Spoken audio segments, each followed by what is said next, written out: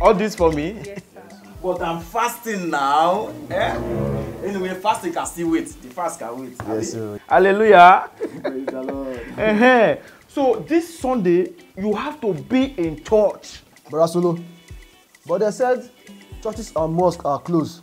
Hey, what about who's closing church? Who can close God? Nobody can close God. Nobody. Listen to me. Hebrew 10:25 says, Do not neglect the meeting. Is that clear? Yes. See you on Sunday.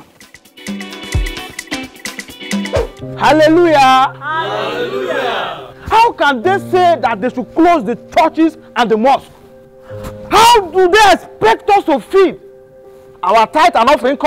Listen to me. As long as I'm alive, Sunday service in this church must continue to hold. Hallelujah. Hallelujah. I am not scared of anybody. I repeat, nobody.